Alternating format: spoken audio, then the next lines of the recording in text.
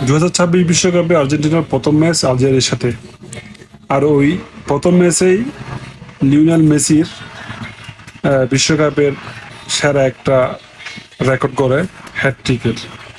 সে hat trick রেকর্ডের কথা বাদ দিয়ে এখন ফেসবুক, যত সোশ্যাল মিডিয়া আছে, ফেসবুক, ইউটিউব, ইনস্টাগ্রাম, যত সোশ্যাল মিডিয়া আছে, সব জায়গাতে মেসির একটা ফাউল নিয়ে ট্রল করা হচ্ছে।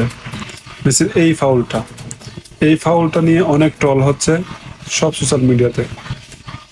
কিন্তু একটা বিষয় আপনারা শুনে অবাক হবেন, 2022 কাতার বিশ্বকাপে আর্জেন্টিনা ভার্সেস ফ্রান্স ফাইনাল ম্যাচটা যে রেফারি সিমন মার্চিনিয়াক যে রেফারি ছিলেন, সেই সেম রেফারি 2026 বিশ্বকাপে এসে সেই সেই সিমন মার্চিনিয়াকই তাদের আলজেরিয়া ভার্সেস আর্জেন্টিনা ম্যাচটা পরিচালনা করেন।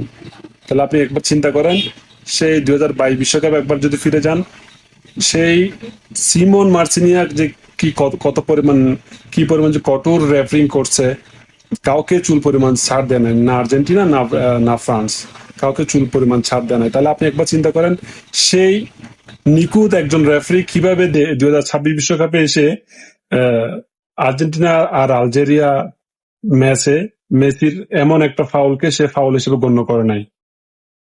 আপনি একবার চিন্তা করে দেখেন, কেন ফাউল হিসেবে গণ্য করে নাই? ফাউলের মধ্যে অনেক রকম তফাৎ আছে, যেমন ইচ্ছাকৃত ফাউল অথবা অনিচ্ছাকৃত ফাউল, দুই ধরনের ফাউল আছে।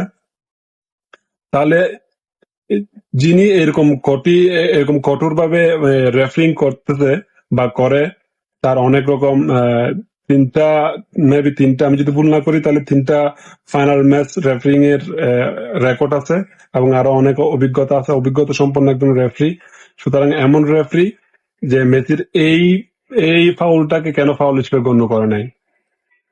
মেসি উনি অবশ্যই জানেন এবং দেখছেন যে মেসির এই ফাউলটা সে ইচ্ছাকৃতভাবে করে নাই, অনিচ্ছাকৃতভাবে সে তার পাটা এভাবে লেগে গেছে। আপনারা একবার খেয়াল করলে দেখেন, এই পাটা ইচ্ছাকৃতভাবে সে রাখে নাই বা দেয় নাই, অনিচ্ছাকৃতভাবে লেগে গেছে। দ্যাটস ওয়াই সে এই ফাউলটাকে ফাউল হিসেবে গণ্য করে নাই বা কোনো রকম কার্ড দেখায় নাই বা কোনো রকম একটা ফাউলই দেয় নাই। কিন্তু যারা ফুটবল বুঝে আসলে, তারা কখনো এই ফাউলটাকে নিয়ে এভাবে ট্রল করতো না।